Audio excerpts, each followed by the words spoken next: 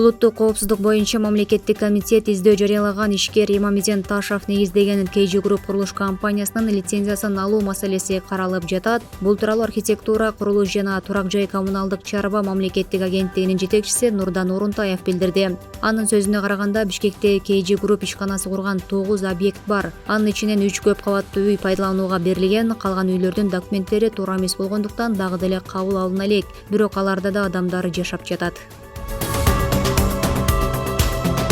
Кыргызстанда январь айынын башынан тарта мыйзам бузуу менен курулган коммерциялык объекттерди аныктоо боюнча комиссия иштеп жатат. Бул тууралуу мамлекеттик курулуш агенттигинин директору Нурдан Орунтаев билдирди. Анын айтымында, текшерүүнүн жыйынтыгында комиссия бузула турган объекттердин, анын ичинде ири объекттердин тизмесин сунуштайт.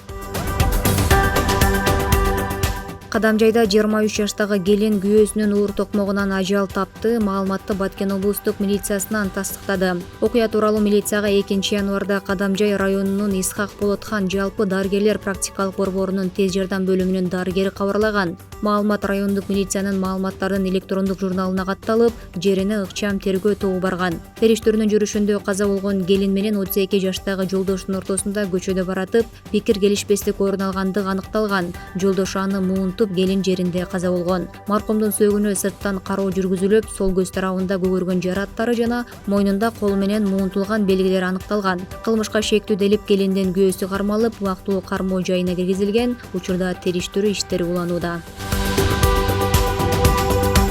Чүй облусунун Сокулок районундагы жер мафиясын уюштуруучулар жана аткаруучулар кармалды. Бул тууралуу Улуттук коопсуздук мамлекеттик комитетинен кабарлады. Жер мафиясы боюнча козголгон кылмыш ишинин алкагында гектарчиктерден жана Айыл чарба министрлигине караштуу жер кызматынын жооптуу кызматкерлеринен турган Сокулок районундагы жер мафиясынын уюштуруучулары жана аткаруучулар кармалып, тергөө абагынын убактылуу кармоочу жайына киргизилди. Учурда атайын кызмат тарабынан кылмыш ишинин алкагында Чүй облусунун башка райондорунда дагы ушул сыяктуу коррупциялык схемаларды ачууга багытталган тергөө ыкчам иш-чаралары жүргүзүлүүдө.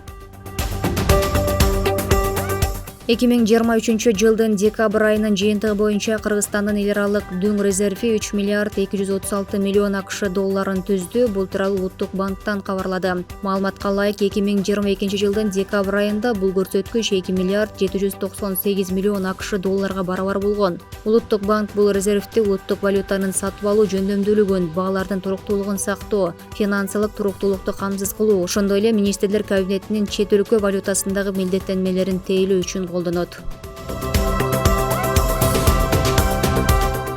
Каракол ат майданы толугу менен оңдоп түзөөдөн өткөрүлүп, ат спорту өнүктүрүлөт. Бул тууралуу президенттин Ысык көл облусундагы өкүлчүлүгүнөн кабарлады. Бүгүн Ысык көл облусунун башчысы Эмилбек Абдыкадыров саяпкерлер, көкбөрүчүлөр жана жылкы менен алек болгон жарандар менен жолугушуп, ат майданын өнүктүрүүнүн келечегин талкуулады. Облус жетекчиси ипподромдун азыркы абалына тынчсыздануусун билдирип, аны реконструкциялоонун зарылдыгын белгилеген.